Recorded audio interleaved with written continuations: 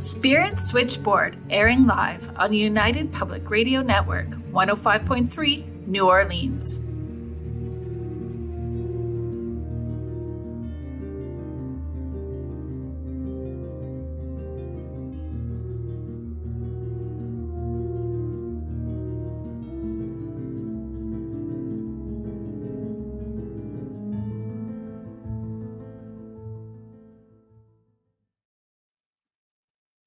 Hello, everyone. Thank you for joining us here on Spirit Switchboard. I am your host, Carrie Lynn Shellhorn, and you are listening to us live on the United Public Radio Network and the UFO Paranormal Radio Network, 105.3 and 107.7 New Orleans.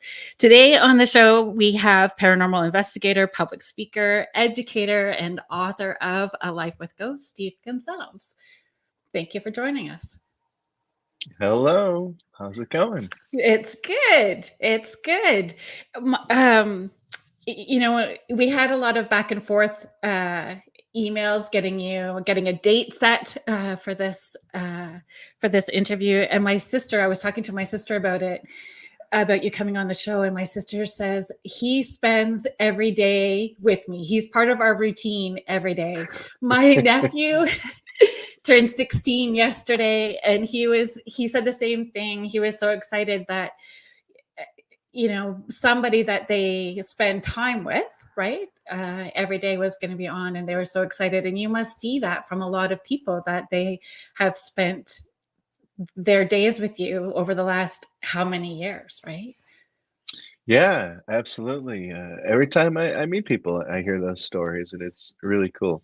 A lot of people say, and now, of course, they're in their 20s or 30s, but they'll say, I've Right. been watching you for as long as I remember. And they were little kids, and now they're adults doing things, and it's really cool. It really is. Humbling, I'm sure. Absolutely, yeah. You have a lot of people saying, it's because of you we're even married. They met, because of our show. It would be their date nights, all these different things. Families come together and watch every week, and that's really cool. It's really nice, and it is, like you said, humbling. You just go, me? What are you talking about? Right, because we have, even though our jobs are very public, we have a whole separate life outside of this. And so Oh yeah, of it's course. easy to not forget, because we're always grateful, but it's easy to just to be in our own lane and doing our own thing, and not realizing how important what we are offering to people actually is. Yep. Yeah, you're absolutely right. And it surprises me too, meeting people in not in a bad way, in a very interesting way, how many people think that, it's just television. So what do you really do? Well, no, that's what I do. No, I really? What do know. you do? Like what do you do? Well, no, I really do that. You do? That's not just a TV show? Like, no, that's that's what we do. It's what Yes. we've always done. What do you mean? Yeah. Uh, but I it's cool. had somebody comment to me, "Oh, that's really nice that you feel what you do is work." Like, Yeah. okay. I wasn't quite. That's exactly what I did. Smiled and nodded. Yep. Yeah. Yeah. I mean, very Thanks. lucky we get to consider it work. Yeah.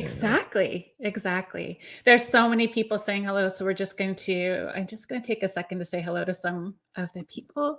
Laura Lee Potvin, she's Oh, also uh, a host here on the United Public Radio Network. She's got 2 shows, so she's saying hello to both of us. Hello, damn. Tom and Hello. Susan. Hi, Julie. 2 shows, no big deal. Yeah, Jeez. exactly. The Angel Rock and Look at the that. Thing at the Foot of the Bed with her co-host David Hansel. David Hansel, that's a cool name. Isn't it? Yeah. Mm-hmm. Hi, You should write a book. Erica. Oh, he's got Oh, enough stories too, I'm sure. Hi, Lindsay. all these I people. was thinking we also need to do a shout out to Michael, because I think do you know that game, the parlor game, The 6 Degrees of Kevin Bacon? Yeah, of course. Yeah. Okay, so I think we need to do this 6 Degrees of Kane Hodder. because this is how this all came about, actually, is like the 6 degrees of Kane Hodder, how this connection actually happened. And it's Aloisi. Am I pronouncing that correctly? It is, yeah. That's yep, Aloisi, yeah. yeah, Co-writer on Mike. Yeah, exactly. absolutely. Yep. Yeah. Uh, And he's the one that got that connection started in order to have you on the show today. So I just want to make sure that I say thank you to Michael too for being a part of this, part of the journey for you and part of the journey for me. Absolutely. Mike is a great dude. He's a really nice guy. His whole family's really awesome. And I was actually a bit of a fan of his work. You know, I had read Kane's book and some of his other work, and I approached him for this book, A Life with Ghosts. I was like, "Hey, man," kind of sheepishly, you know, but he agreed to. And then we found out that we live neighboring cities, towns, Really? one town over. Yeah, we didn't even know that. So like, okay, this makes sense. Yeah, it's really That's cool. fascinating. And now it's part of the 6 degrees of Kane Hodder story. It's the Yeah, new right. it's the new parlor game.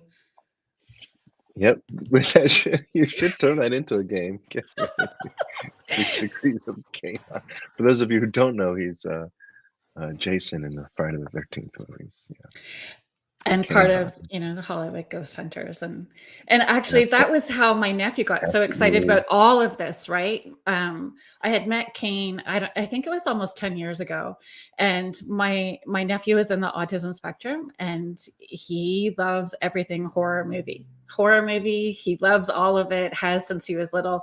And so I showed him because I wanted to be the coolest aunt ever. Look at this picture of Auntie Carrie Lynn with Kane Hodder. So I was like the coolest person. So the next thank you for being on the show, because now it makes me like the coolest aunt for day 2 with my Ah, with my nephew, right? look at that. See? We're here to provide a service for families Right. across the country, for sure. Thanks for joining us, Heather. She's saying, "Oh my God, I used to watch Ghost Hunters with my mom before she passed. She would have loved to see Oh this interview." no. So we can't talk to these people? We can only how do we know how long ago did your mom pass? We won't know. She can't answer back. We Yep, can't talk to she her, can can we? answer if you take Oh. it. Yeah. So to the right of us is all of the chats will come up, and we can highlight them, and we can just watch for her as it's coming up. So there's a whole list Hmm. scrolling on the side there. Wow, okay. How sad. Oh. But it's a good Oh, memory at the same time too, right? Like you said, people watch those shows as family time and getting together, and they have their own traditions attached to that. Like my absolutely. sister. It's really sweet. It's really awesome. Yep. Love Hi, hearing those Joe. stories. Thanks for joining us, Joe. Oh yeah. Heather's just responding to you now. She's saying 2 years.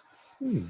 Well, okay. Geez, that's Still not very raw. long at all with that kind of yeah, man. I don't know how someone deals with that kind of thing, especially she. Not that you would know by looking at that photo, but she doesn't appear to be like her mom would be coming. Very sad. Gosh. Hmm. Um, you guys had, so in the States, I'm in Canada, just outside of Toronto. So our Thanksgiving was in October, but you guys had Thanksgiving yesterday. Did you have a good Thanksgiving? I sure did. Spent it with family, had some delicious food, and then I came home and hung out with my cat.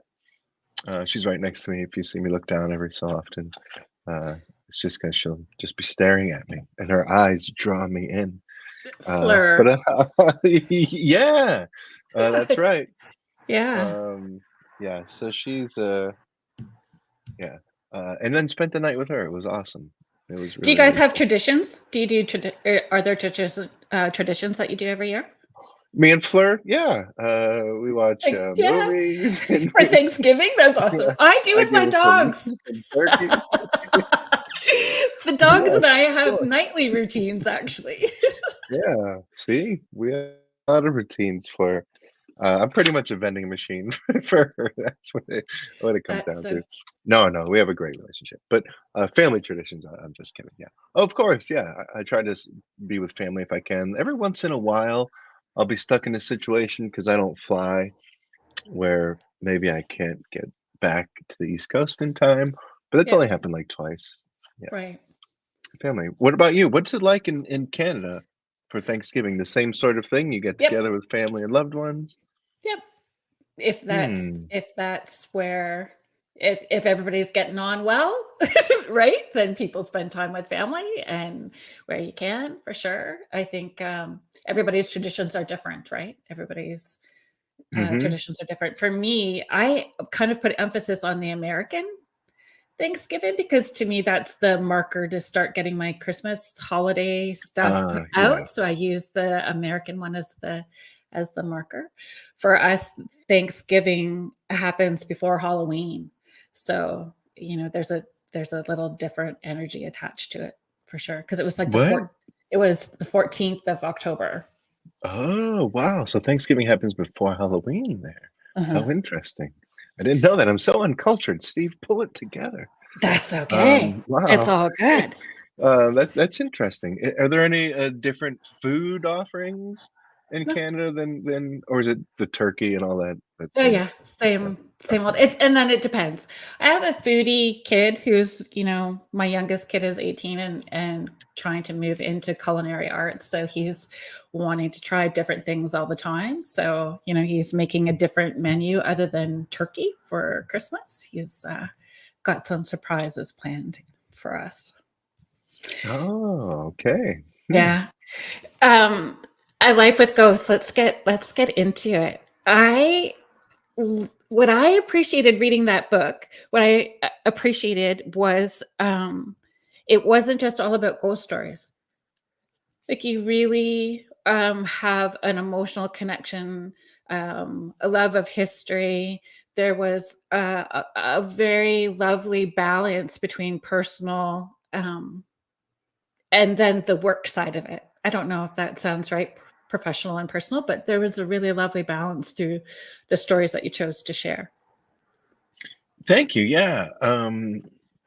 There was definitely a criteria. They weren't just, oh, this will go in the book, this and that.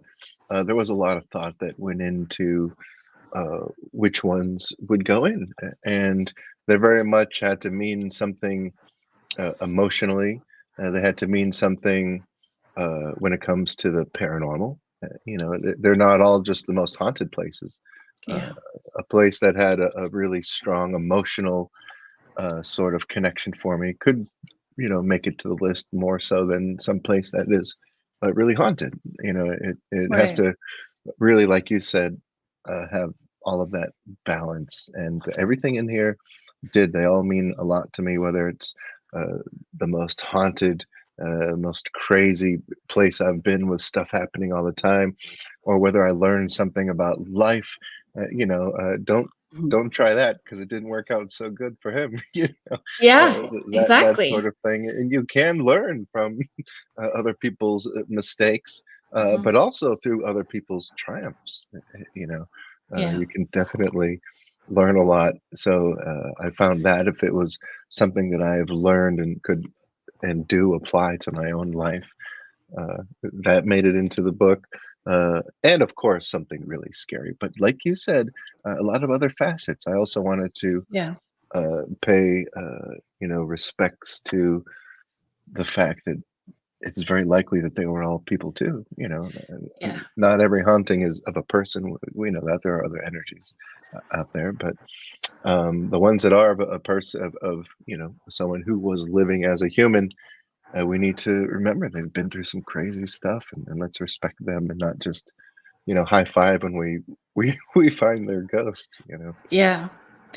Because there is a story that needs to be heard, right? There's a story that Hmm. needs to be heard and respected in that. Erica is just saying, I agree. Steve and Tango are the best together.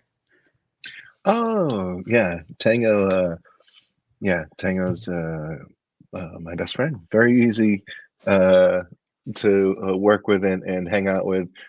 we all have a good time together, whether I'm investigating with Jay or even Sherry. At times we've investigated together. Uh, we always have a blast. But Tango and I, for sure, we just have you know, Jay and I, when we investigate together, quite honestly, we have a hard time getting anything done. So it doesn't happen too often. We're too busy, like playing jokes on each other and just laughing. But we do get things done. But Yeah. Tango and I, it for whatever reason is easier for us to find that balance of let's be serious, let's investigate. Jay and I just joke around the whole time.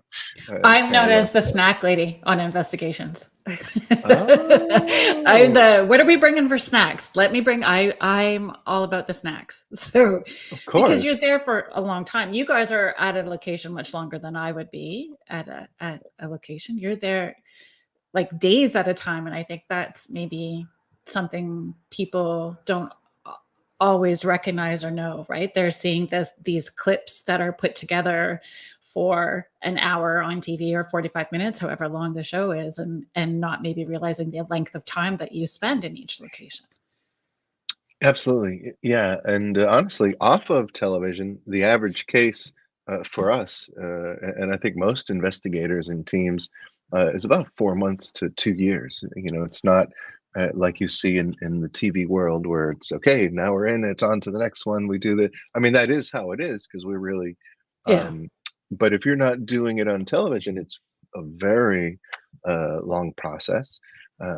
But even in the TV world, you know, it does look like we may be there for a day or two, Mhm. but we've always been there for a week, weeks, months sometimes. I remember the first time we investigated the Stanley Hotel, we were there for almost a month. Wow. It doesn't look that way on television Yeah. because, you know, in an episode, there's maybe 20 something minutes of investigating.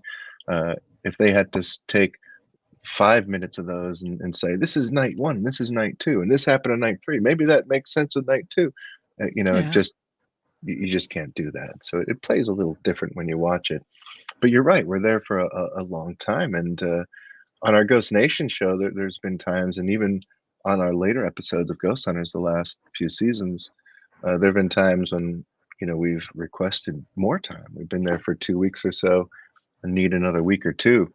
And luckily, they've always given it to us, but that's happened as well. Do you do you feel that the spirits that are in those locations kind of warm up to you at that point? So there's an interaction that or a comfort level, like no different if we think about them as humans. There you are a stranger coming into their space, so they're checking you out before they open up.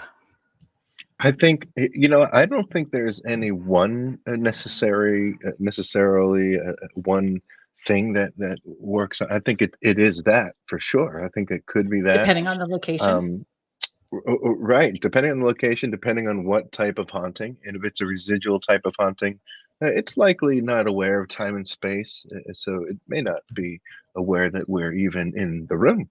But if it is an intelligent, whew, let me try that again. But if it is an intelligent type of haunting, for sure, absolutely.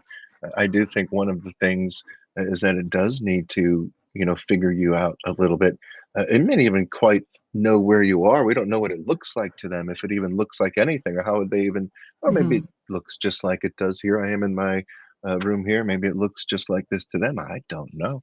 Um, so it could be some of that. That's also why rapport building is a technique that we use Yeah. extensively all the time. One of the first things we do, we start, you know, it sounds, and the people who don't love the shows, you know, they'll say all the time, well, all you do is walk around and talk to thin air. You know, it's like, yeah, yeah.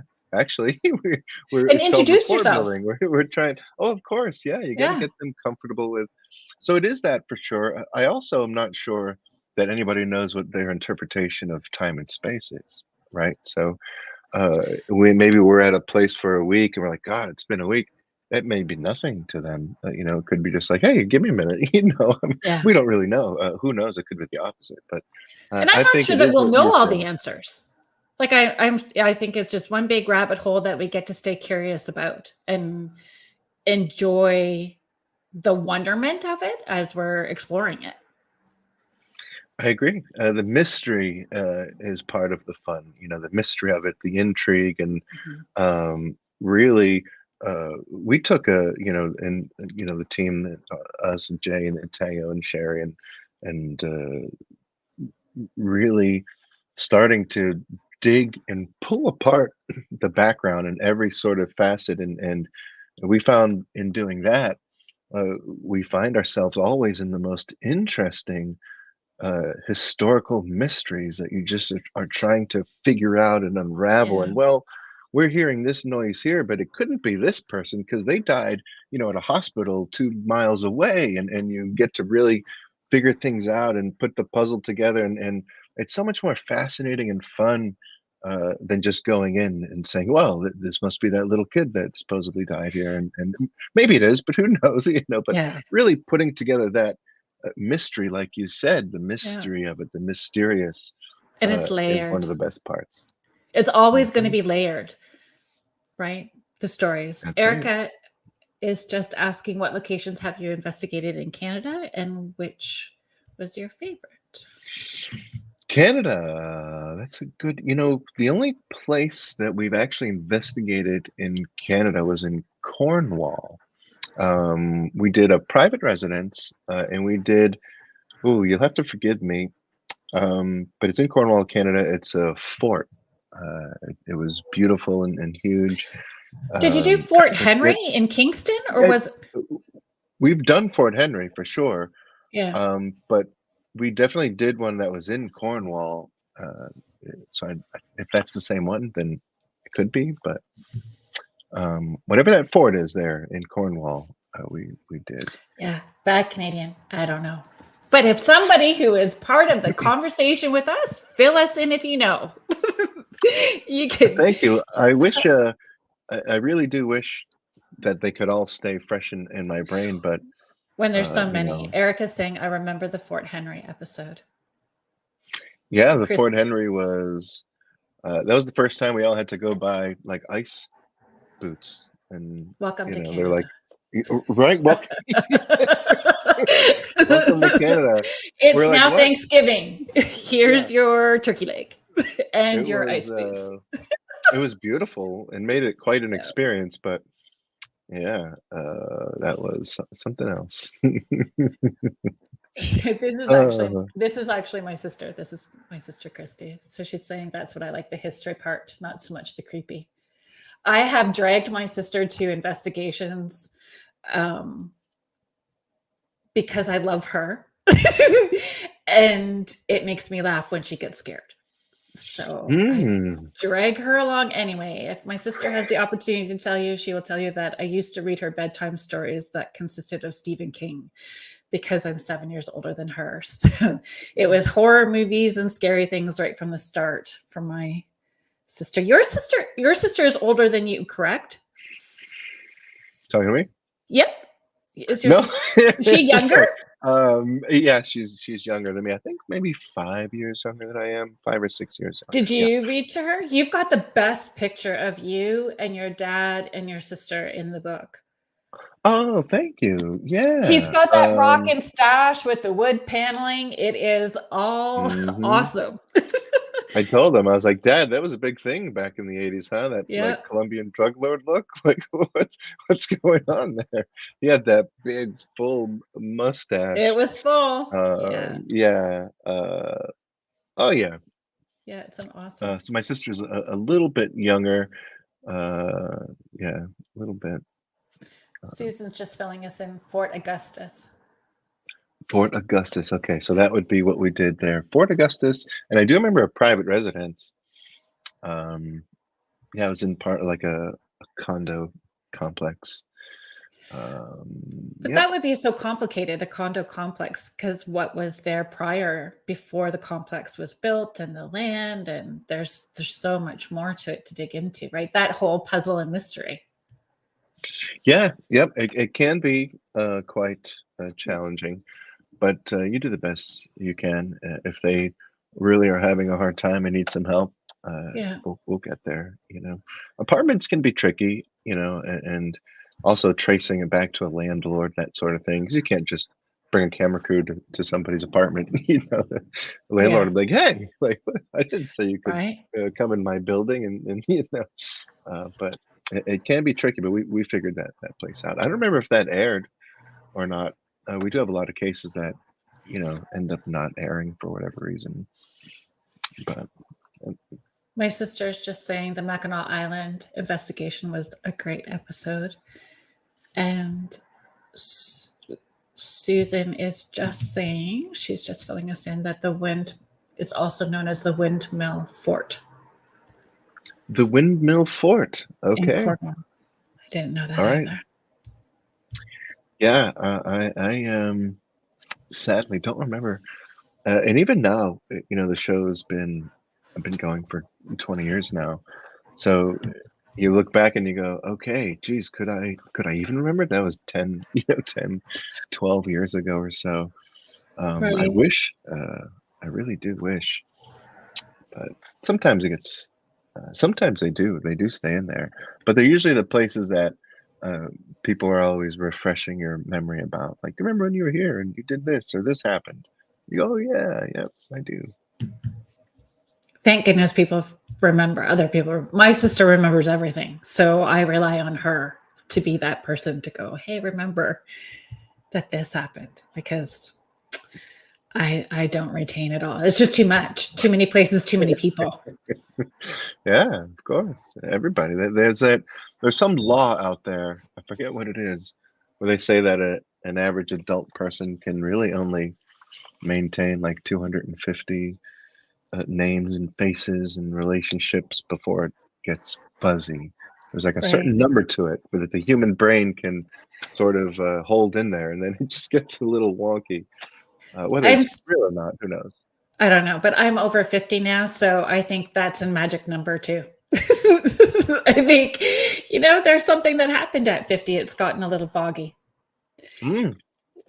Could be. Laura Lee is just asking, what location, Steve, would you say was the most active with a lot of activity? That would be a hard question too. It is a hard question, and a lot of activity could mean frequency, or it could mean, not necessarily. But I would say Waverly Hills, in Louisville, Kentucky. I don't know if it's the most active, but I'd say if I've been there 15, 16 times, I would say that at least 12 times there have been a lot of stuff happening that I can't explain, that people I'm with can't explain, things Right. that are just like, whoa, that is that place for me, I'd say. And that's frequency, meaning that my frequency, how many times I've been there, sort of my batting average, if you will. Right. But that doesn't mean frequency in terms of, if I'm there, is it happening all day and night, that sort of thing. So that type of frequency might be,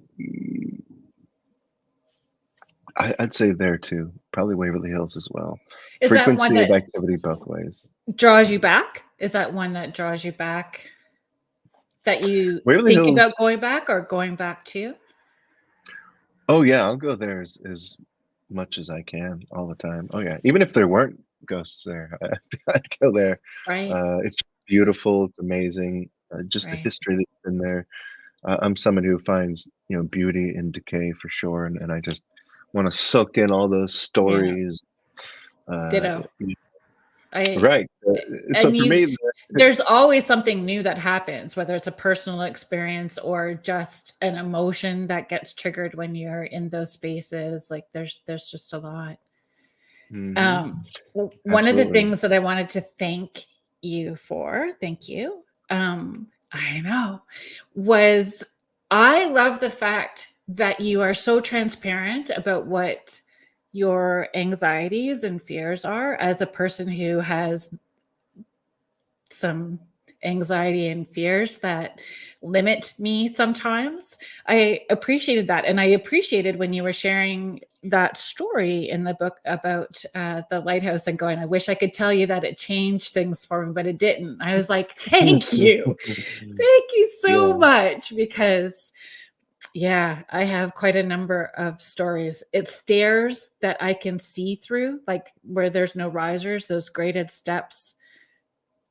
I don't know. Terrifying. Yeah, Yeah. terrifying. Oh, Um, St. Augustine Lighthouse makes it a little easier than some because there are, platforms where you can't see all the oh, way, down, but the stairs themselves, so you're right, because I think it's Pensacola, is one that it's just meshing, the mesh stairs, and you can see all straight through, and that is panic attack. Yeah, that's my terrifying.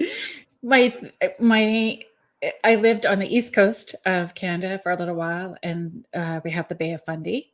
And I was at the Bay of Fundy, and you could take steps down, and when the tide goes out, you can walk along the ocean floor, which is amazing. So take the kids, and it's this amazing. Mm. It's just amazing. Everything about it is amazing until you have to take those steps back up, and it's these wooden creaky steps that you can see all the way through. And I'm with my daughter, who is an infant, strapped on me, and my 5 and 4-year-old pushing my butt, going, "Just breathe, mama, just breathe. You're okay." I'm like, now I'm 52 and I'm still needing my children to push me and going, "Just breathe, mama, you're okay."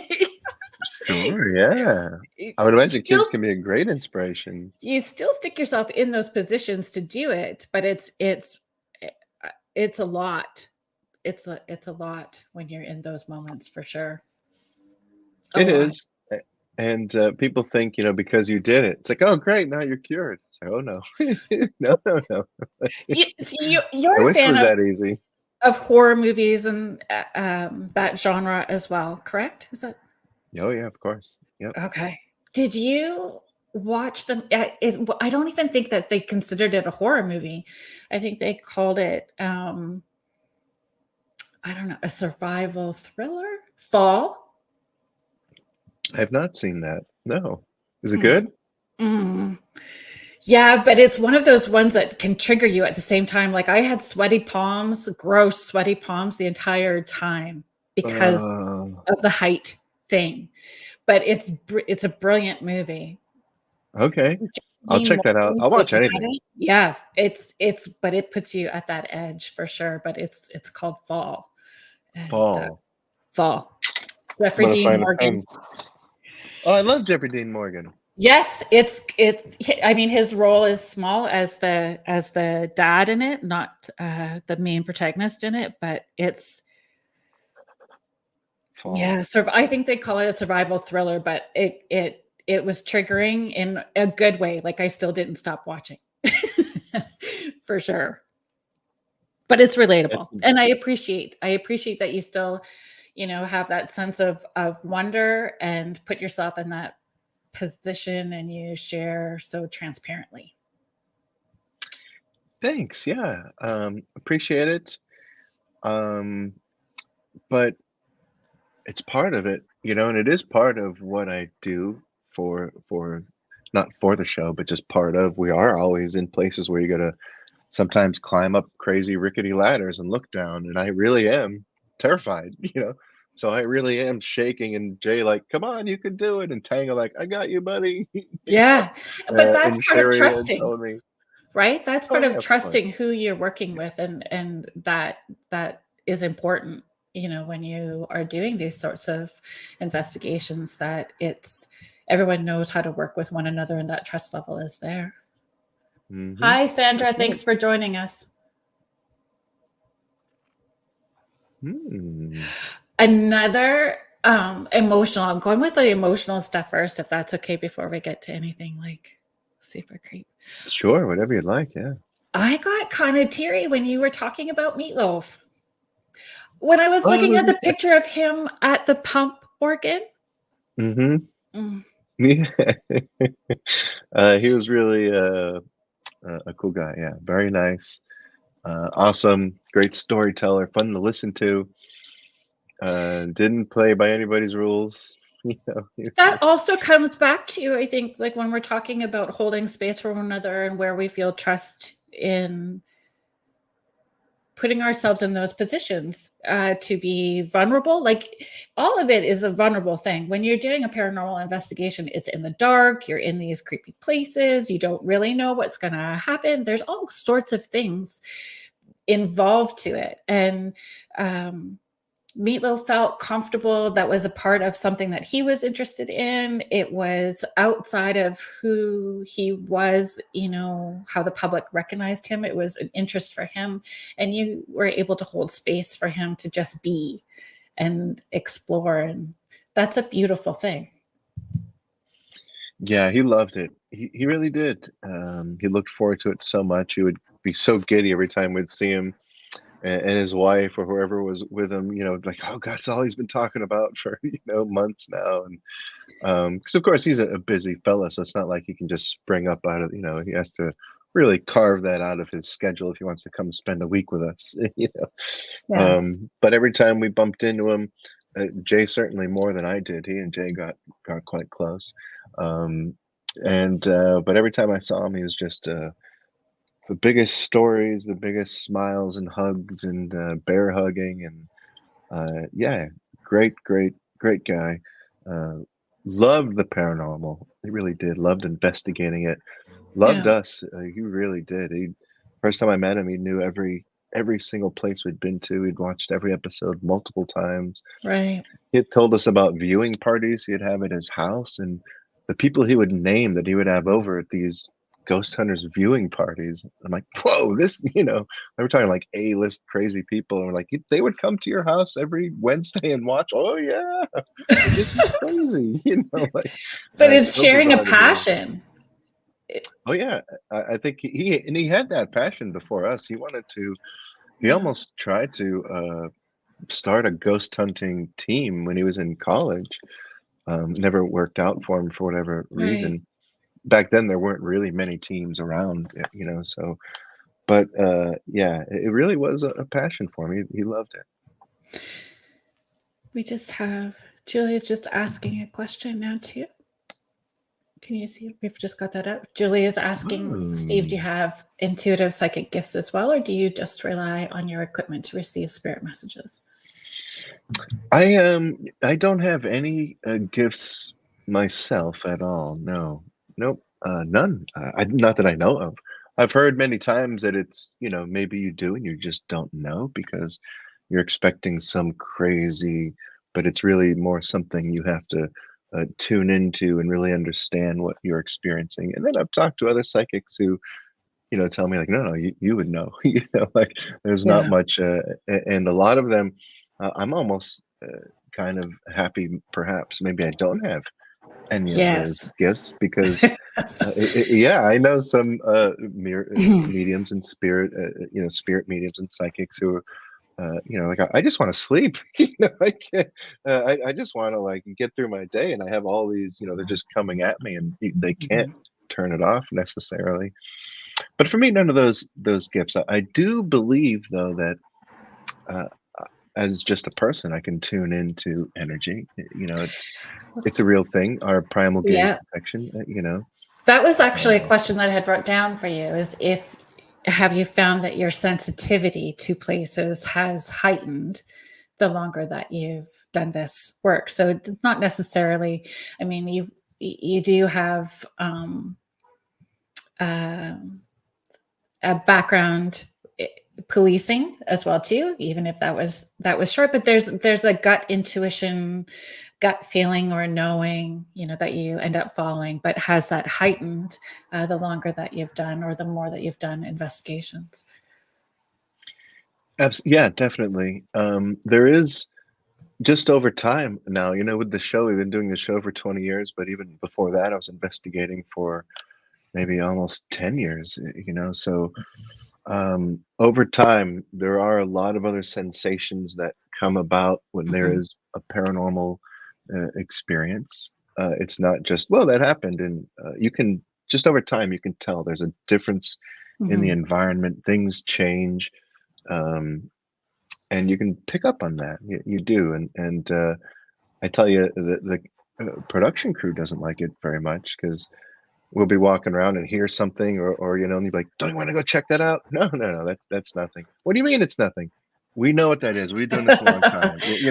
That's because the A beam did this and it knocked on this thing. Like we already figured, like so Yeah. you over time you are able to really snap into things. But just knowing about energy and how it interacts in the environment in the physical world here, if spirits are made of energy and they're moving through our environment, then the static layer in our body is going to interact with the Earth's magnetic field, and it's going to tell us that something is moving. That's not a psychic or mediumistic sort of ability. That's just a human ability to know that something else is in the room with me. So I think a lot of investigators have tuned into that over time. Well, it's like a muscle that's developing, right? It's a Hmm. muscle that develops. Sandra's just commenting, you don't realize that's what it is because when you know something, you just know it. You don't always recognize the why you know it. She's actually right in a lot of ways. Yeah. Like I tell a lot of sort of investigators, especially ones who are just getting involved or have been involved for a few years but are having a hard time knowing if what they're experiencing is paranormal or not. And I tell them it's like you would, then it's not. You would know. Your your body just takes over and says, "This is impossible. This shouldn't be happening. There's no way." You get emotional. The environment changes. Like everything is different. It would be kind of like saying, "I think there was a tornado. I don't know, maybe." It's like, no, no, you would know if there was. Yeah. It's just that might not be the best analogy, but it would be. You usually don't have to play guessing games if it is. Don't get me wrong. You should always try to disprove things like we do, and Well, you can discernment is just. so important.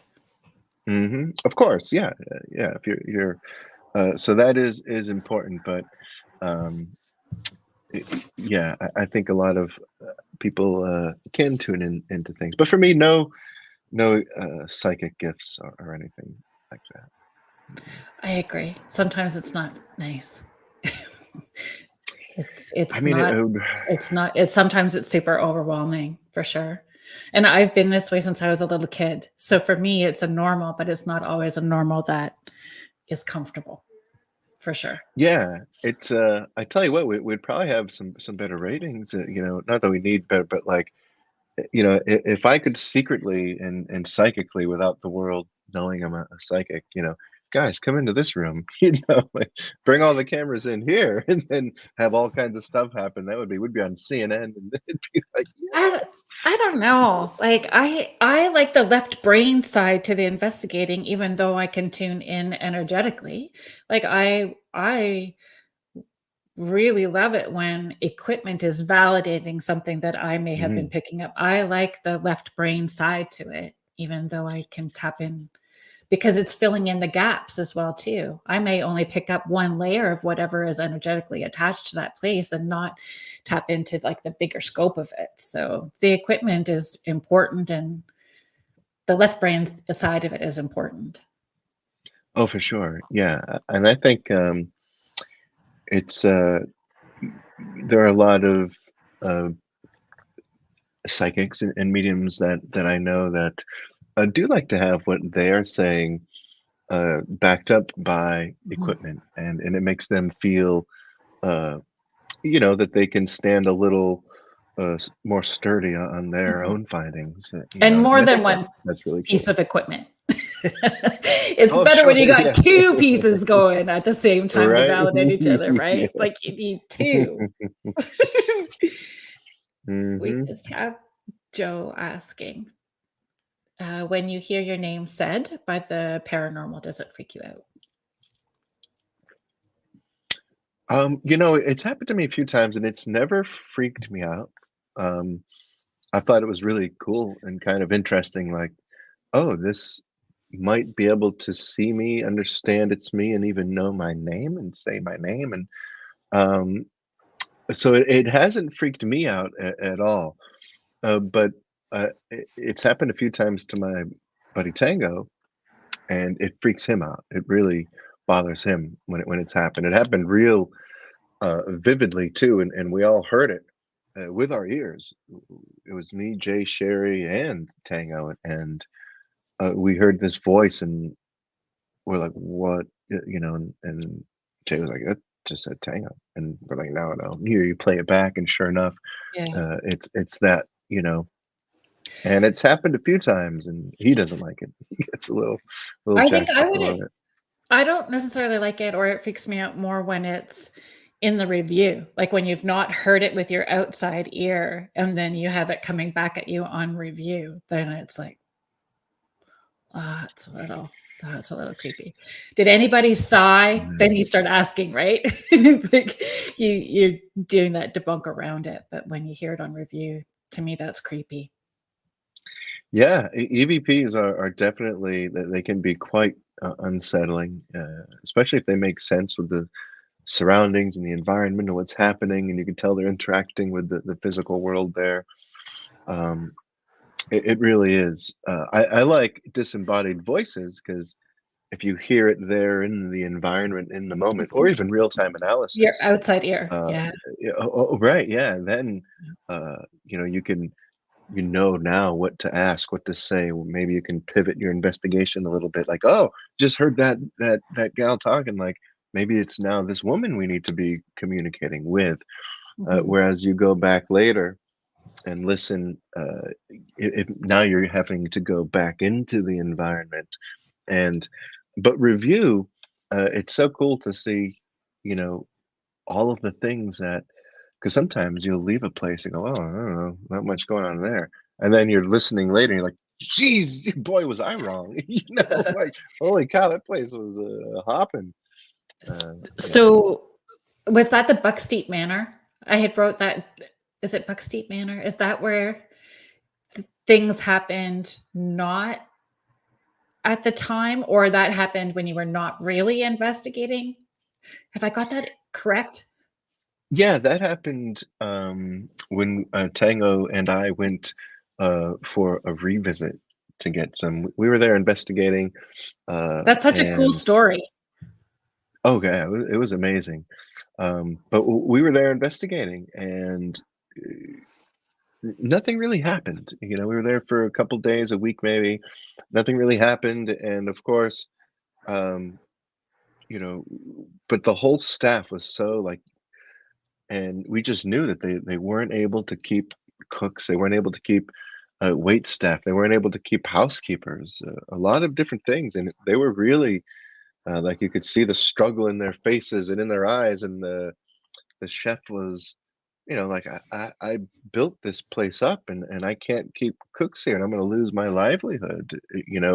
Uh, Full disclosure, it ended up not staying haunted, and ended up closing the place. But um, they were serious, and so we went there, and didn't really have anything happen, and didn't find anything in the evidence. Uh, but we knew that we wanted to get answers for them. And Yeah, so even without cameras, because the crew was like, well, we're already going to be on our way to the next spot, because we would sometimes catch up to them. They get there ahead of time, do their thing. We show up as investigators ready to go with our part of the thing. Um, and so in talking to Jay and the team, and of course, Jay has 6 kids, so their time was tied up a bit, and we only had, I think, 2 days or so before we had to head out of town to go to the next case. And Tango and I had said, "Okay, well, we'll go and just set up equipment and or not investigate, but just let it, run." What we call uncontaminated, I guess, nothing, just see what happens, because a lot of times activity isn't happening when you're walking around demanding it. It's when you're minding your own business. It's when there's yeah, a tour going through, not looking for a ghost. It just happens. It's when, the cook is doing his own thing, and behind him, a pan flies and hits the wall. It's not happening when you're trying to. So we said, let's stay out of its hair and see what happens, right. and that's when everything happened. But it wasn't on the show because we just went on our own, and so that's just an experience. And of course, you mentioned it is in the book there, but it's an experience that I wish everybody could see. I wish we um, but it's almost kind of sweet that it was just me and Tango and I. We Yeah. had that. Me and Tango. It was just, yeah, it was just me and Tango. Sometimes I get my grammar sloppy, but just me and Tango. That was our. We had that, and it was amazing. It really was pretty crazy. So that was a question that I had written down to ask you actually was personal experiences. Personal experiences still, I think some people don't put a lot of weight into them, but maybe they should. Just because you're not capturing it doesn't mean that it's not. Because really, my thought is when you're going to do an investigation, you're almost seeking a personal experience. It's going to be a personal experience on some level, so you can't discount it. You can't. Sure. What are your thoughts on that? Well, that's what if you go to a court of law, if you go to anything like that, that's known as oral evidence. And even when it's not written down, it's passed through time. That's oral history. And that can have some degree of accuracy. But the problem does come when the human brain is literally the worst storage of information. That as soon as it goes into your brain, it's already distorted from what you originally saw and experienced, and you add time to that, and it's going to get a little distorted. But could there be a seed of truth in there? For sure. Now that's going to be the public perception of oral history, but you, me, as an investigator, we know what we saw. We had that experience. Yeah. We know what it is. But still, to the public, that is just an oral piece of evidence. It's something that you're just orating to somebody. Yeah. You have no, but it's always good when, that's, I'm happy Tanga was there, because now we both, no, we saw that. We were both, we heard that happened to us, and Yeah. not just one or the other. Um, and that happens. And should we have ran out to the van and broken out all the equipment again and said maybe, but then would it have stopped happening by the time we got back in? Probably. So what is better? Do we stand there and have the experience? And I wish it happened nowadays, because you just pull a cell phone out and just Right. just start recording it. But this was in what, 2005, I think. We had a sidekick. There was no pulling out and just start recording. It didn't happen. But I wish it happened now, because we would definitely have evidence of that. And I'm always like, thank you so much. That was awesome. For whatever reason, if you're doing this now, I appreciate it. Like just talking it out loud, right? Thank you so much. Sure. I appreciate this. Hmm. There's a few questions I just want to catch up with. We did appreciate it, but I won't lie, we were terrified. Tanya and I, during that experience, like I mentioned a little bit in the book, but not too much, because we always say how the paranormal doesn't scare us, and it doesn't. It startles us, but Yeah. by and large, we end up getting excited and we want to, Yes. really experience it. But we were clutched onto each other, like, just keep going.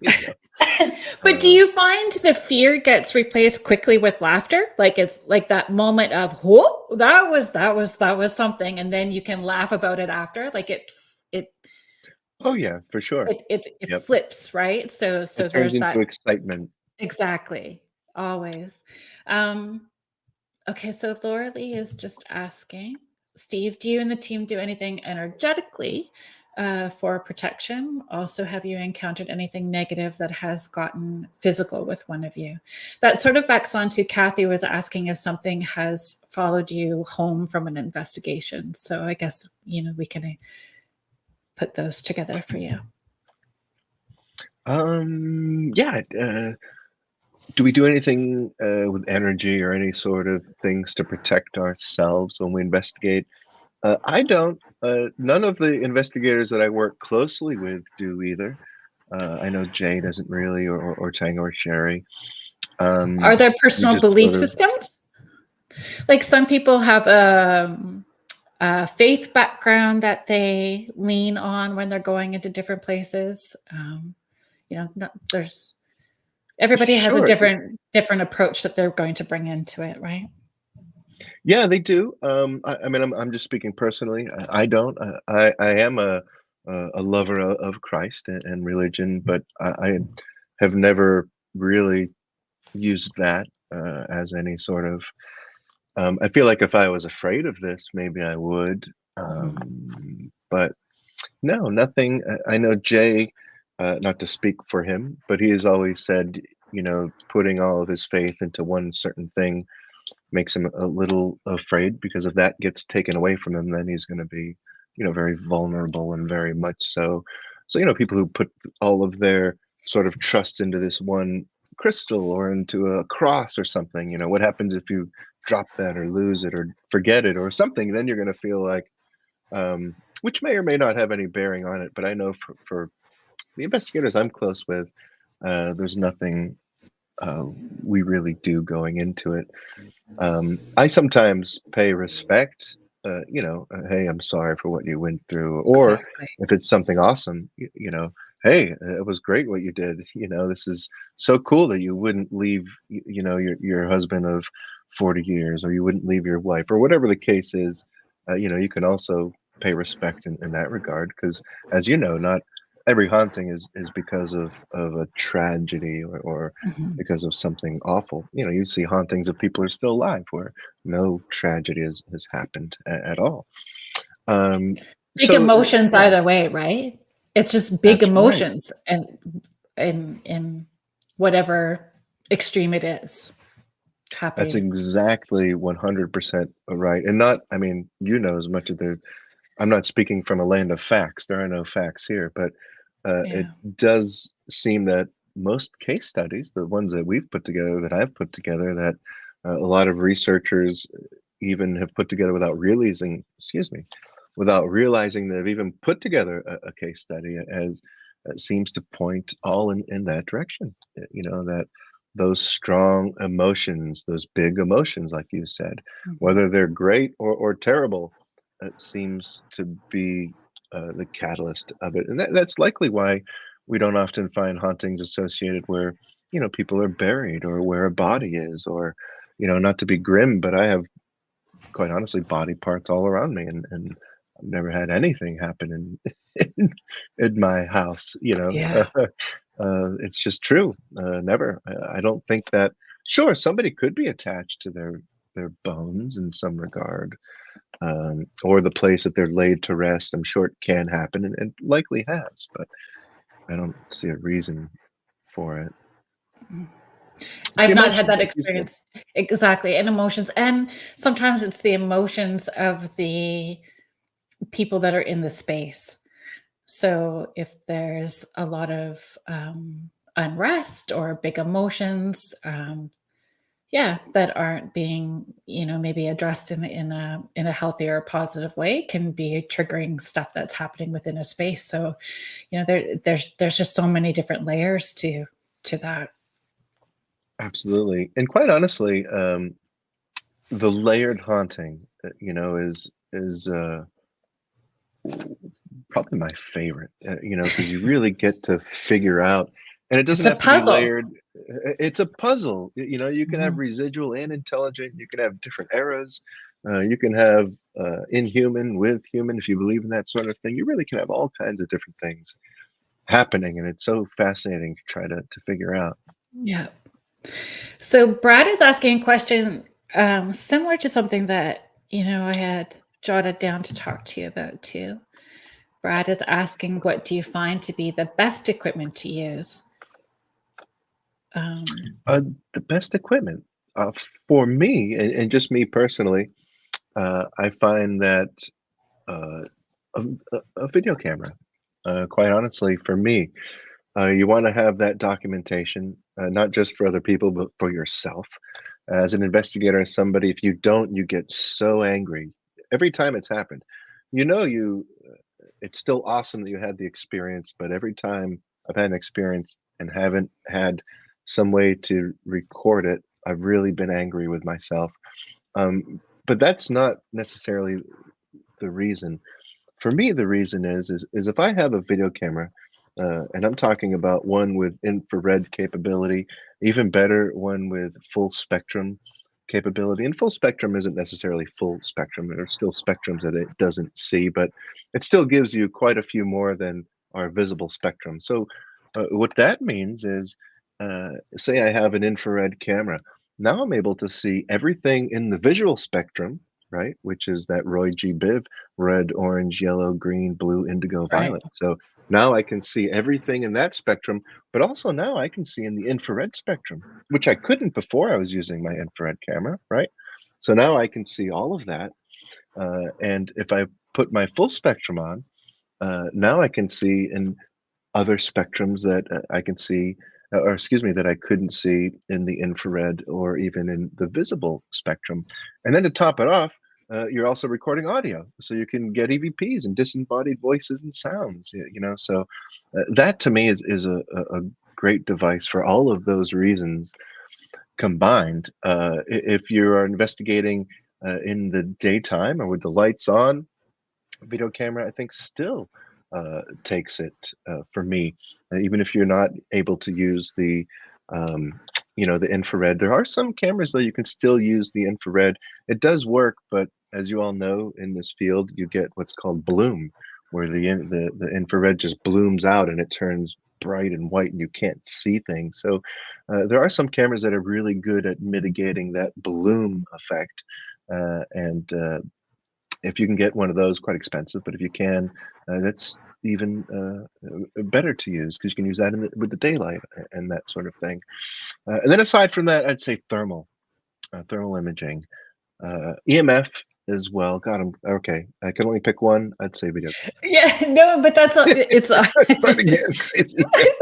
but I think the encouraging people to really understand all the ins and outs of how that equipment works as well too, right? So that they understand how to debunk for Yes. themselves or to prove. Could you talk about that a little bit? Yeah, I think it is very important. You know, when you're using your EMF gauge, you know, you can't just stand there and think that it lights up and you're getting answers for things. Like I see people hold different gadgets and they ask questions and they see it light up and they think it's an answer, that sort of thing. You know, you really need to understand how it works so that you would know that you're likely not getting any answers, that sort of thing. And if you know how they work deeply, uh, you'll help yourself, you know, really mitigate a lot of the false positives, I guess you'll call them, or misinterpretation. You know, for instance, with the EMF, right? The Earth's magnetic EMF is, of course, Earth's magnetic field, and we have these detectors. We all use EMF detectors. But I'll you know, ask 100 investigators if I'm doing a lecture of sorts or whatever. Hey, what does your EMF gauge read?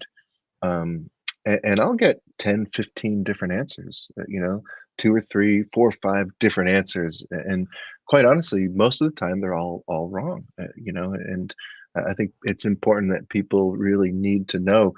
And I don't understand why in our field there is that disconnect. You know, if I ask, hey, what does your EMF reader do? We should all know. You know, if you ask a carpenter what his drill does, he's, you know, you're not going to get a bunch of different or question marks. They're going to know what they're Yeah. I guess that might be a silly analogy, but you know, you need to know that your EMF gauge reads radiation and not anything in the Earth's magnetic field. You know, and because you need to know that that reading you're getting uh, is radiation. And why do you need to know that? Because radiation rarely, if ever, dissipates. So how do you know that reading you're getting is in real time, or if it's 1,000 years old, 500 years old, 100 years old, 10 years old?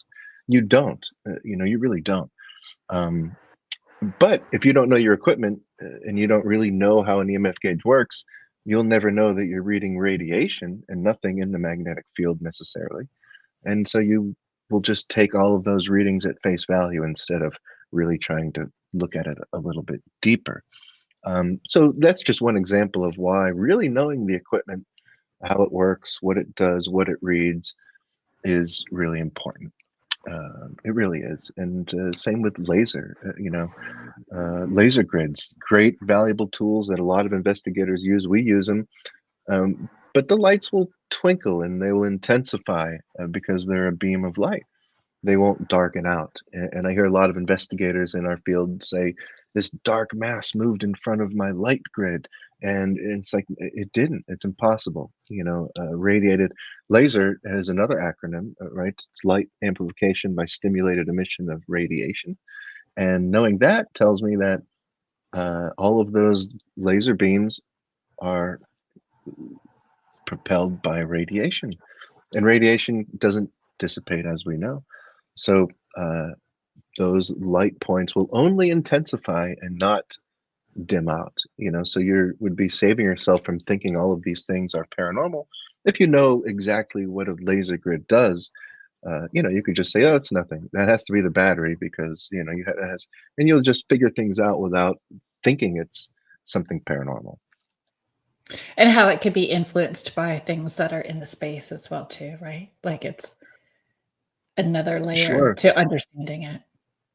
Absolutely. Yeah, you're absolutely right, especially when it comes to EMF, and especially Yeah. people who use tri-field meters and get into those, it really is important. And I know the science stuff can get really mind-numbing to a lot of people, and they'd rather just not even think of it. But it really does open your world up to knowing how these things can work in the physical world. And if you're ever going to deal with skeptics or anything, it's important to have that, so you could see, something, say you have a metal piece of metal and you say it levitated.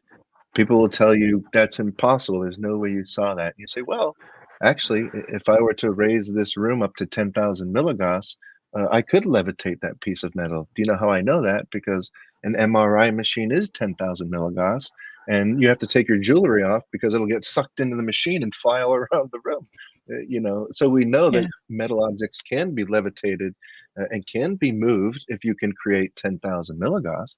Um, so understanding the science and how things can work will really make you feel much more confident in your findings. We just have Angela joining us here. Just we'll share really quickly.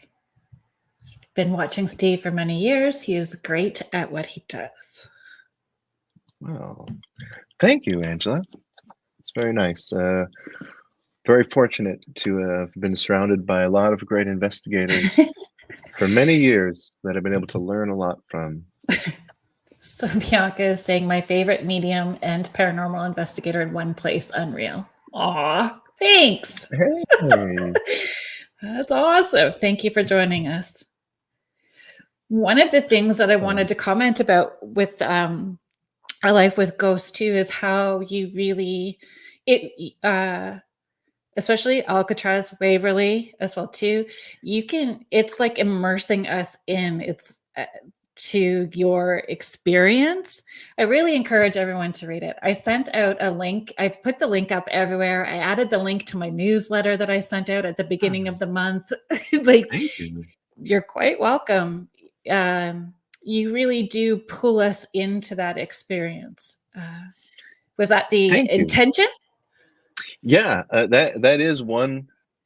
When I knew I was going to um, include experiences from my own, from the shows and from my own paranormal, and I really didn't want to just tell the story. When that part of it comes up, I wanted the person to really feel like they're there with me. And I mean, what does this building smell like? What does it look Mm, like in this hallway? What am I stepping on? What am I stepping over? yeah. What are the hardships we came across when we are trying to set up for this case? What logistics did we have to hurdle over? Not that these are terrible things. It's just, No, but it's sensory. inside.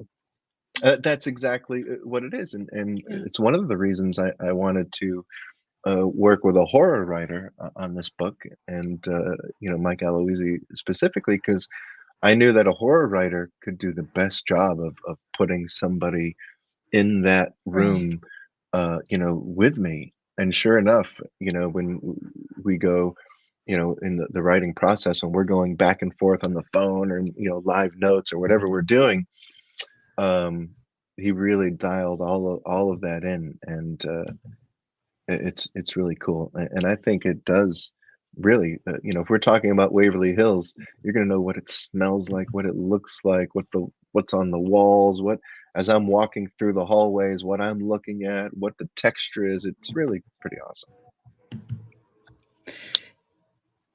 You do. You can feel it. And I have not been to Waverly Hills, but I've had conversations with other people that have been there, and they all say the same thing. It's top on their list as well too, in a place that they want to return to, as far as a sensory experience.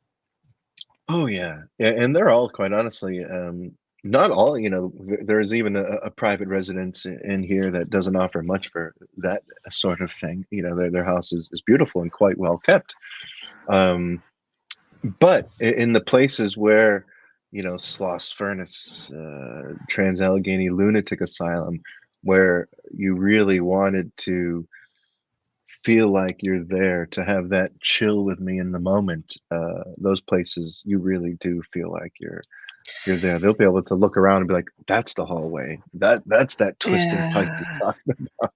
Sloss Furnace is one that kind of puts my hackles up, and I've never been, but I mean, reading about it and hearing it personally, something like just the hackles go right up when people are talking about Sloss Furnace. If you are just Yeah. tuning in to us now, thank you for joining us here on Spirit Switchboard. You're listening to us live on the United Public Radio Network and the UFO Paranormal Radio Network, 105.3 and 107.7 New Orleans. And we have on the show with us today Steve Gonsalves from Ghost Hunters, Ghost Nation, and now author. Did your book come out in September or summer? August. August? Yeah. Mm-hmm. Yeah. Yes. So where can people purchase your book? They can get it just about anywhere that, of course, every person who would love you to visit your local bookshop, support, Yes.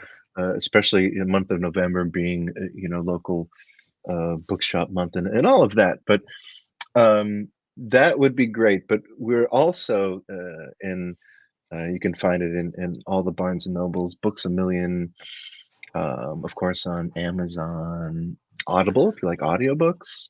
I did an Audible version or an audiobook version. I guess it's on all audiobook formats, but Audible's where I listen to mine, so I always just say Audible. But yeah, mostly Barnes and Noble, bookstores, Amazon. That's awesome. Bucket list. Do you have a bucket list of places that you'd like to visit? And I had wrote it down on twofold, because personal places that maybe are different from professional places, something that you'd want to go to investigate, but maybe there's a historical place that's just drawing you that you don't necessarily want to investigate, but would like to check out. Is there some places that come to mind? Yeah, I always thought that investigating the Colosseum would be pretty awesome. Um, a few of the castles in Ireland. I would love to do the catacombs. Me too. That's top. Yeah, Top. Catacombs for sure. And honestly, the Villisca Axe Murder House, I'd like to do. The White House would be really fascinating. Just about every president, Obama included, is claimed to have some really incredible experiences there. Yeah, I did a pre-record for the show next week with Jeff Belanger. So he's coming on next week, and he talks about the White House being haunted. Definitely. Yeah, that's cool. Yeah. He's a fun dude. Yeah. What about Amityville? I am surprised. Yeah. Would Amityville be on that? The Amityville house be on that? Yeah, I would like to do the Amityville house, just to sort of dig into that. I think if I could spend the right amount of time there. We had tried a few times. It was kind of funny in the earlier days of Ghost Hunters. We had tried, and they told us they didn't want to perpetuate that stereotype anymore. But then they opened it up to be like a Halloween haunted house that you could like walk through. It's like, well, that's probably doing worse. You would think that would make that level of energy maybe not so nice. Yeah, I don't know. We've definitely tried a few times just to do it, but it's never panned out. They've always, whoever the current owners were always kind of said, this is no longer for us, and that's cool. No big deal.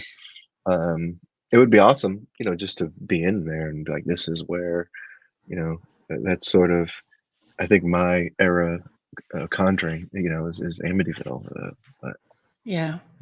Somebody is Susan's just asking about the Perrin house, which would be the original Conjuring house, right?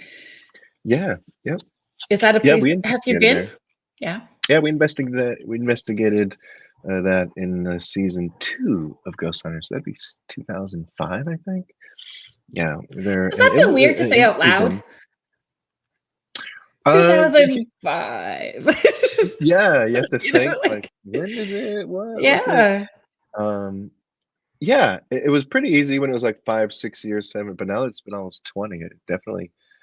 It's Yeah, wow, amazing, though. It's it's pretty amazing. crazy to think about. Yeah, it's We're very fabulous and lucky.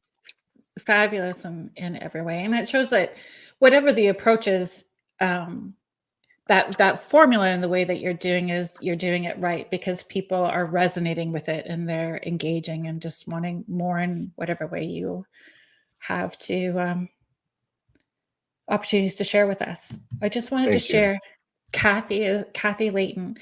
I stayed in the castle in Ireland late one night. I was walking the halls and peeked through a keyhole in an old door. My hackles went up and I hightailed it out of there. Hmm, I'm so the that's opposite though. cool. I'm let's go in.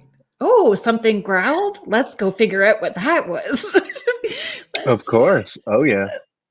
let's figure it out. Thank you for sharing, Yep, Kathy. same. But if you're not an investigator, you may be like, for the average person, "Whoa, I'm out of here."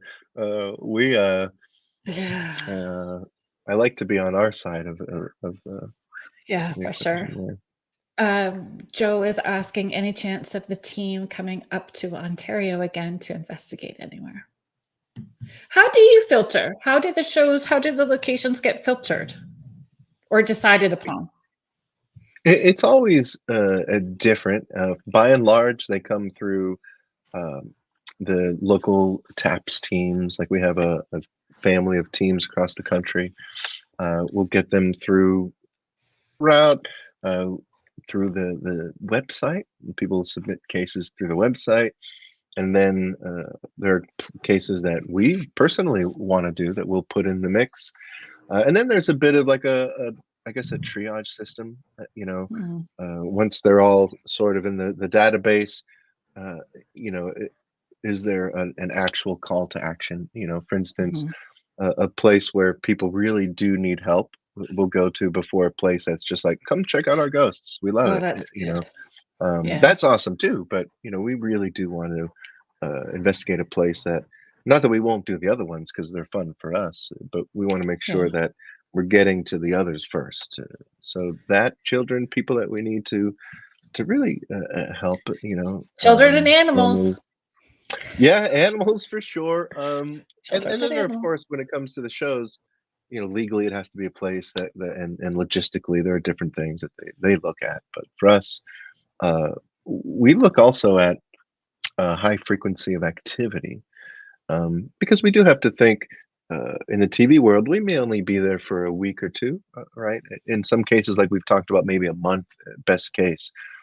So if we're going to a place that they say, once every 3 months this happens, the chances of it happening while we're there are pretty slim.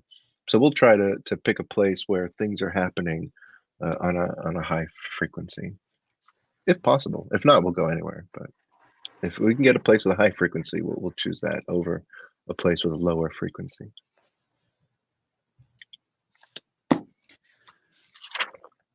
So we're just gonna scroll through here. So one of the questions that I had written down for you is that you've had it. I mean, this career has been almost 30 years. So you've had an opportunity to work with so many different people. Um, is there somebody that you would like to investigate with but haven't had the opportunity where schedules don't jive? Or is there, someone that investigates differently, that you would like that opportunity so you can see from a different perspective and maybe learn something from them? Is there someone that you haven't had an opportunity to work with yet that you would That's a feel great comfortable sharing question. about? Yeah, no, of course. That's a great question. And I'm super happy to say that just about everybody that I've really wanted to work with, I've been able to, whether it be, people historically in our field that, Yeah, I looked up to, very fortunate to have worked with, the Warrens and yeah, Dr. William G. Roll, and, spent some time with some of the greats in the field. Very fortunate to have been done that. I looked up to Jason and to great, and obviously I've been able to work with him quite a bit, luckily. yeah. And people that uh, I would investigate or want to investigate with now, I do. I get to investigate with Amy and Adam quite often. It's I awesome. get to investigate with my buddies on Project Fear. It used to be Yeah, Destination Fear. I get yeah. to, and if I'm not, investigating with them, we're hanging out. We're getting together. We're talking about things. We're exchanging ideas. Uh, and even if I'm not investigating with Chip Coffee. We'll do an event together, and I get to peek my head in and listen in on what he's doing and absorb some of It's quite a the things that he storyteller. does. He is, oh yeah, and Yeah. I looked up to John Zaffis, and I get to work with him, occasionally, and of course there are some others. I would love to be able to work with Lloyd Auerbach. He's somebody that I've always looked up Uh, to, and I have been able to talk with him, but we've never investigated together or worked together closely. Um, but I'm super fortunate that most of the people that I want to work with, I get to. Ghost Brothers, love those guys, and we've been able to investigate together a bunch of times. Yeah, so it's really but how really cool. blessed you must feel that your passions can be your profession, and not many people get to say that, right? Yeah, it's a blessing, and I don't mean that in you know any sense other than it literally is a life blessing. It really is, and I pinch Have you myself all the time. I bet. Have you thought about, that there are people coming into the paranormal community that are looking at you as that person that is on their bucket list of they hope they get to investigate with someday?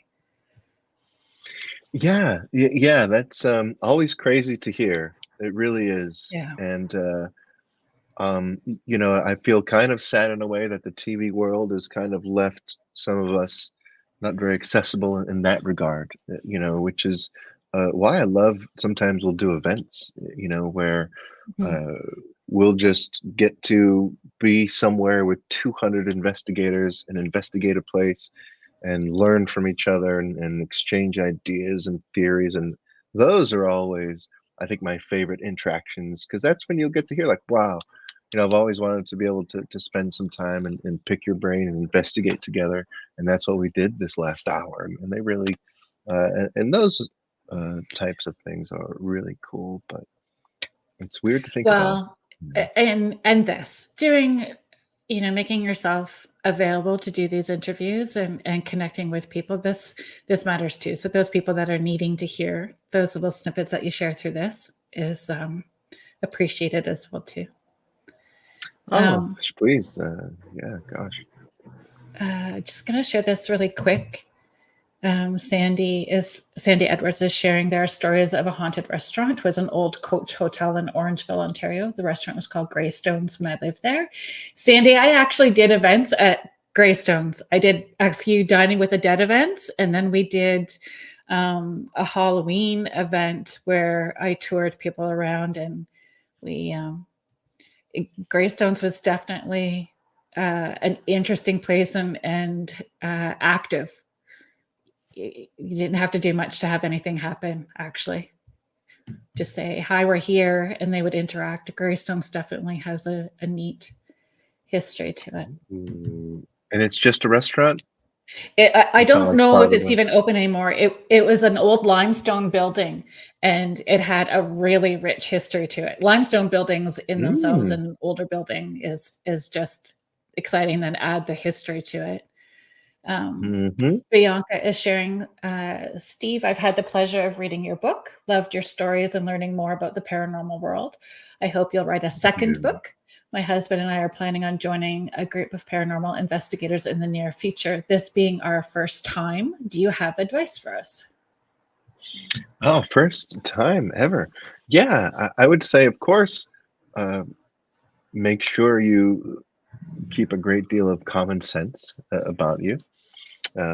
Try not to sort of get overexcited in terms of being scared or really being too excited. Try to disprove things when you can and learn a lot of the little things that could really be causing you to maybe misinterpret some things, and I think those types of things you wouldn't quite think of are very valuable.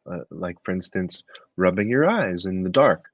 You'll create what's known as phosphenes, and there'll be flashes of light in your eyes, and they'll last up to 40, 45 minutes without you even realizing it. So, as an investigator, if you're not thinking about that and you rub your eyes, and then half hour later, do you ever remember you rubbed your eyes? I don't, I wouldn't. So you may be like, "What is this?" But keeping those little tips and tidbits in your head, um, you could be like, "Oh, wait a minute. Let me wait until I'm done investigating," or now I know for the next half hour I can't really pay much attention to anything visual here in the dark. I think those things are pretty valuable because in the beginning, I think a lot of people struggle. I certainly did with misinterpreting experiences. So anytime you can do things to help yourself with that, and also read books. Oh, I was just going to ask if you have essential reading list. I do. I have a lot. I would say first and foremost would be um, this one. ESP Hauntings and Poltergeists, a parapsychologist handbook by Lloyd Auerbach. Yeah. I've had this since I think I was 12, maybe. Um, and I still read it to this day. So I would say this one for sure. And a lot of the books out there are great. Jay has put out some books that are fantastic.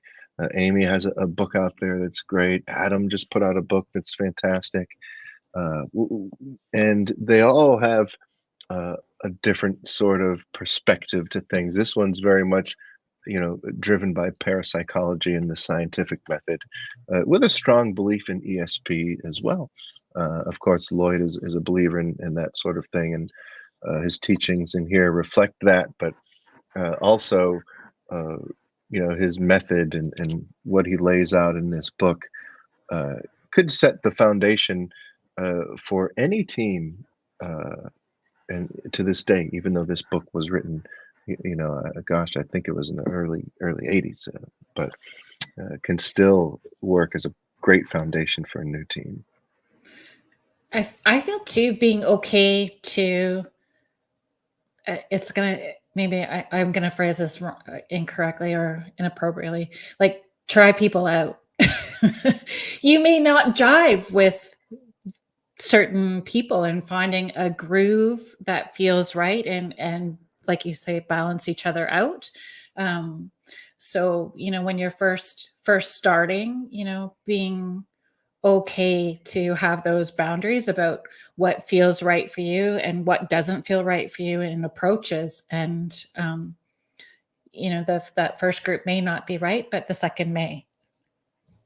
Absolutely. You're absolutely right. And quite honestly, when I first started working with, back then, the team wasn't called TAPS, it was called Rhode Island Paranormal.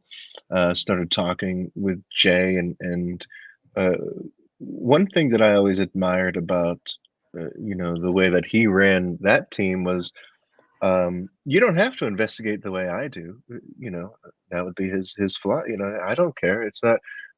Maybe I'll learn something from you. Maybe Mhm. you'll there are certain he's not going to let you like do, none of us are going to let you can't just run amok and do crazy stuff, but uh, he wanted everybody to really just investigate the way that they wanted to. And the TAPS team has always been, for lack of a better term, a melting pot.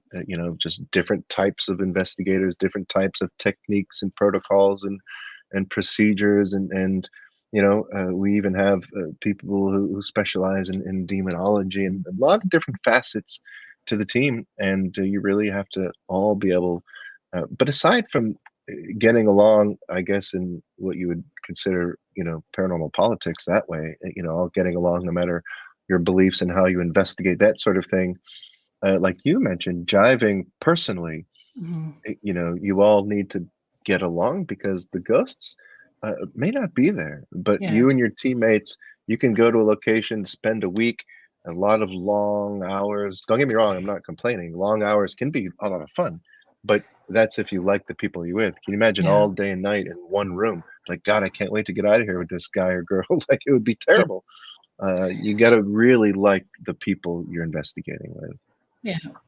And yeah, ethically, like, know your own moral compass and ethical compass, and feeling comfortable with the people that you're with for that reason. Absolutely. So many good books, though. Poltergeist by Dr. William G. Roll as well is a really good one for the beginners, if we're still on that question. I don't remember. But yeah.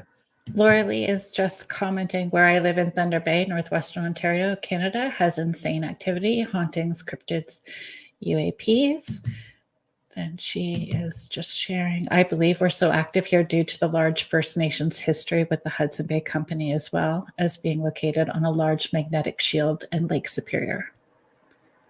Oh, okay. It definitely could be. What's interesting about being on a lake is that, or any large body of water, there was a theory, and I think a lot of investigators may still believe that large body of water can act as a bit of I guess, a catalyst, or a bit of some fuel for It's a paranormal conductor. activity. Well, conductor for sure, but it can't produce any energy in and of itself. The laws of science, the Yeah. Earth cannot produce its own charge. It's so, but if lightning hits that body of water, um, now you have quite a charge for a brief moment of time. It dissipates very quickly. But if you have those circumstances, say on Lake Superior, you have one of those superstorms, and there's a lightning bolt hitting the water every 10 minutes. You look at that sort of weather pattern, and I wouldn't be surprised if you see a spike in activity during a storm like that. Well, But being next to what's that? I'm sorry. oh, just how many ships have sunk in Lake Superior. Oh In gosh. the history attached to Lake Superior is wild, wild. So Whoa. the amount of ships that have sunk is huge. And it I forget, Laura Lee, you might be able to remind me. It's like an ocean. It's so deep in the amount of water that's actually in Lake Superior itself. It's not Wow. just like a lake. You're It's just thinking like a lake. This is a yes, massive. yeah. Mhm. Wow. Yeah. My dad, like, I grew up in Northern Ontario as well too. And I grew up hearing uh, that Lake Superior doesn't give up her dead. That's the phrase that I grew up hearing. This Lake Superior doesn't give up her dead. Ooh. So Wow. yes, yeah, the That's history to it. an ominous phrase. It is ominous, Oh right? God, It's powerful yeah. when you watch, even watching videos of the waves coming in on Lake Superior. It's just powerful. And this time Terrifying. of year is actually surfer season because the waves are so high. So they have these wet suits because it's so cold, and there's ice dripping off them. It's actually amazing. You should search it later. Okay. Yeah, yeah, it sounds beautiful. Almost sounds Okay. like Frozen, a little bit of a Yeah. Disney Winter Wonderland there. Yeah. Well, it sometimes it doesn't freeze because it's just moving so much. And the personal haunting. Yeah. Have you guys ever run into elementals or cryptids, or has that ever come up in investigations?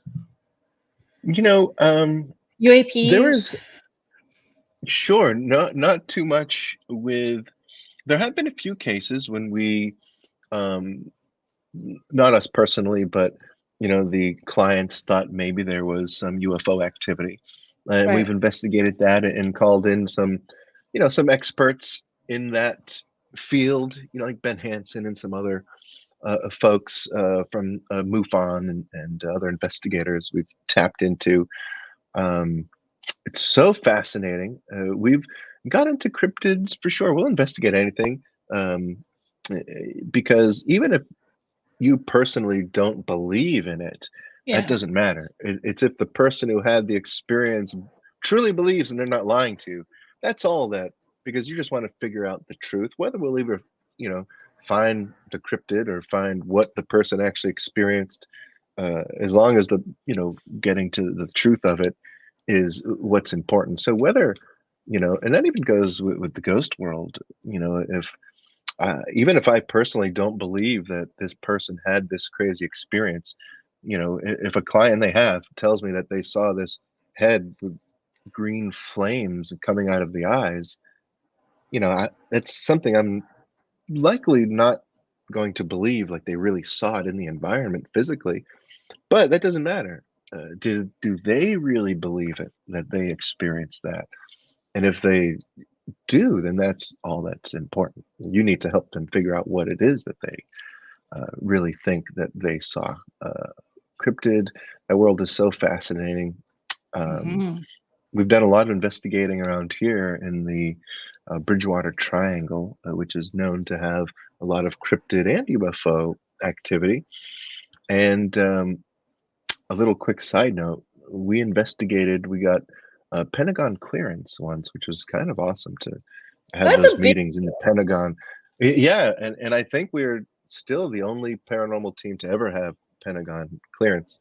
Um, and we had to go to these meetings, like me, do that. But we ended up investigating. It's why we did that, but investigating Wright-Patterson Air Force Base, mm, and it was awesome. But this part is true for all you UFO or UAP, whatever they want to say now, nuts out there. You'll know what Hangar 18 is, which is from the Roswell crash and these other. And even if you don't believe in the Roswell crash, it still is in the lore. Hangar 18 is where they would store any identified sort of craft or you know, technologies that we don't know of. And this is the honest truth. And I didn't tell this story for a long time, but just because you never know. But now everybody's talking about this stuff, so you yeah. don't know.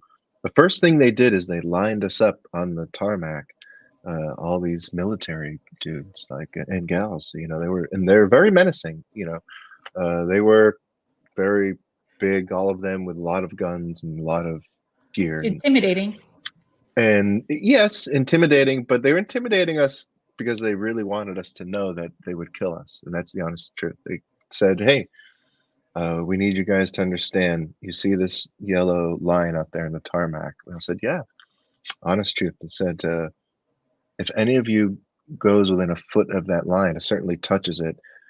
It's two in the chest and one in the head." And we're like, "Oh yeah, sure." And they're like, "No, no, you need to understand. It's two in the chest and one of the head. No questions. Like it's no. It just happens. You can't go any, no matter what." Sure, yeah, of course. And again, he says, "No, I need everybody to understand how serious this is. I went to lunch with the snipers out there, and they'll kill me if I go next to that line. And it's Hangar 18 out there on the other side of this line." Wow. And so we're all like, what are they trying to keep from there? And this is another truth to that story is we had military MP dudes tell us, like, you need to come back here, like meet us here, talk to us, come. We have things here that we don't like. We need to tell somebody. This is crazy. And we're all like this. Why are you telling us? Like it's weird how if people know your work, the boundaries that get dropped, and uh, it Yes. was pretty awesome. And then they showed us a laser. Maybe I shouldn't be talking about this either. They told us it was a back engineered weapon system. Back then, I didn't even know what back engineered meant. Yeah. And it I was a don't today, laser. but I'll be Googling later. Yeah, yeah. And all of a sudden, it zapped this cinder block in the distance and blew a hole in it. And we were like, whoa, it's this crazy laser. But they told us, it wasn't for like villainous reasons. They said if this ever makes it onto our fighter jets, it'll be a way to pinpoint enemies with zero civilian fatality. That's what they were excited about. They're like, the application for this means zero civilian fatalities. Right. If there's somebody in in another government we want to zap, we just get those people. And I was like, okay. But I really think they were working on some sort of villainous, who knows, with the government. But. I had an opportunity to go to a military base. It was sort of like a pre-walk through investigation, sort of a pre-walk through. So I had it, but it was on like a museum part. And so I was going through the museum and I'm doing my thing the way that I do it. And then they shut down the investigation. They wouldn't let us go back on. And they cited it was potentially a privacy breach. Oh, What they said, and everybody on the team was sort of frustrated and a little irritated with me, but I mean, no one, I was just doing what I was supposed to be doing in the space, and then we weren't allowed to go back. But it made me want to dig in more. That's right. It's the puzzle. There's always a reason. Don't put a puzzle in front of me. Mm-hmm. Don't tell a paranormal investigator no. Exactly. Because we're going to be like, what do you Don't mean, look behind no? the curtain. Oh. Yeah. But yeah, that was so if you believe in UFOs, I'm telling you that all, they really told us that. Yeah, that's crazy. And that was Hangar 18. That was back there.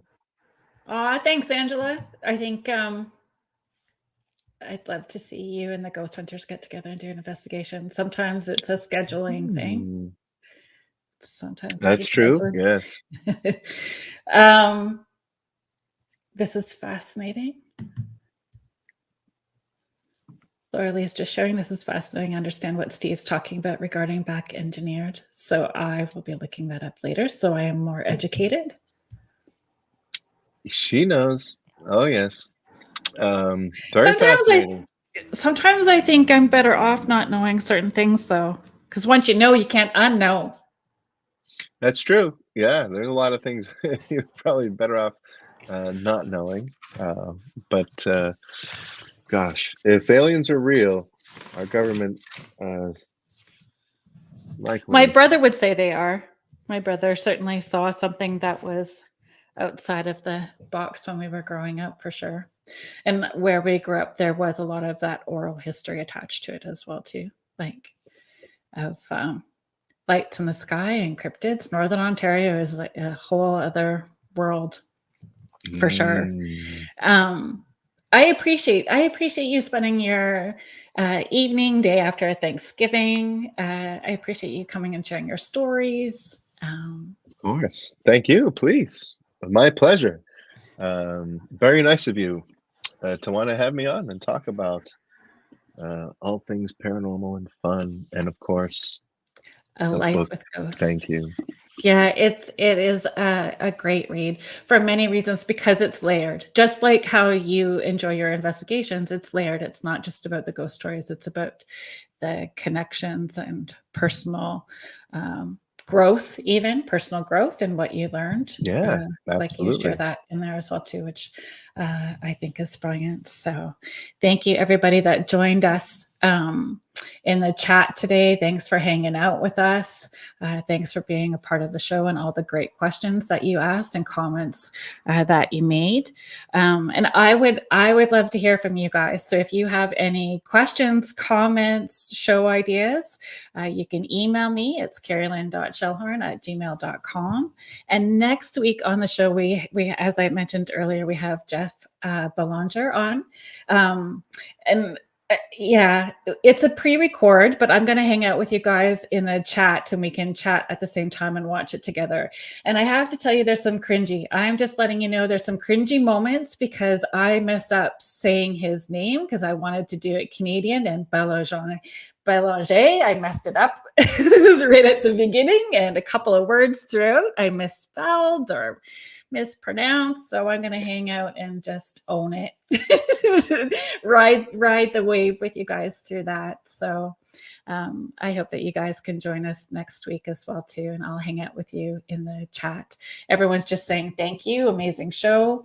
Thanks for being here. All the best, and keep up doing what you're doing. So great comments, everybody. Thank you so much. And you have been listening to us live on the United Public Radio Network and the UFO Paranormal Radio Network 105.3 and 107.7. Have a great week, everybody. See you next week.